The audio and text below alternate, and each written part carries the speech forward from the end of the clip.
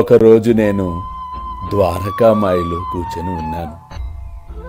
అకస్మాత్తుగా అదే మన అమరావతి నివాసియకు దాదాసాహెబ్ కాపర్దే ఉన్నాడు కదా, అతని భార్య తన చిన్న కొడుకుతో కలిసి నా వద్దకు వచ్చింది. షిరిడీలో చాలా రోజులు ఉంది. ఒకనాడు ఆ కపర్దే కుమారునికి తీవ్ర జ్వరము కూడా వచ్చింది. అది ప్లేగు జ్వరముగా మారింది. ఆ తల్లి మిక్కిలి భయపడింది. నా వద్దకు వచ్చి, పిచ్చి తల్లి, బాబా, నువ్వు నాకు అనుమతిస్తే అమరావతి పోయి నేను వైద్యుడికి నా బిడ్డను చూపించుకుంటాను అని అడిగినప్పుడు నిజంగా చాలా బాధ కలిగింది. వెంటనే ఆ తల్లితో, అమ్మా, ప్రస్తుతము ఆకాశము మబ్బులు పట్టి ఉన్నది.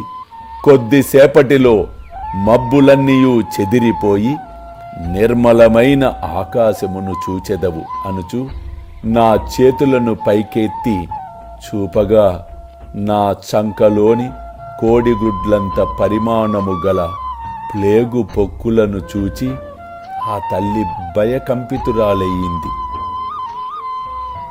అప్పుడు చెప్పాను, అమ్మా, నా భక్తుల కొరకు నేనెట్లు బాధపడదనో చూడుము.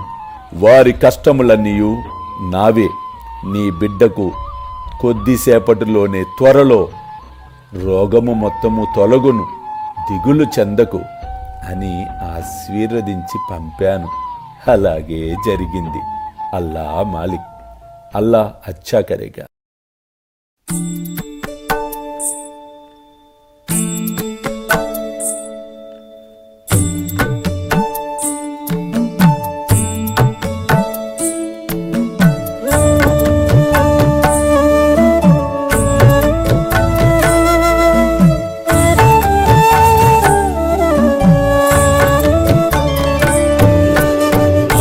స్వామి సుఖే నిద్ర కరవదూత బాబా కర సాయినాథ చిన్మయ హే సుఖ దామ జావుని పహుడా ఏకాంత అతా స్వామి సుఖే నిద్ర కరవదూత బాబా కర సాయినాథ చిన్మయ హే సుఖ దామ జావుని పహుడా ఏకాంత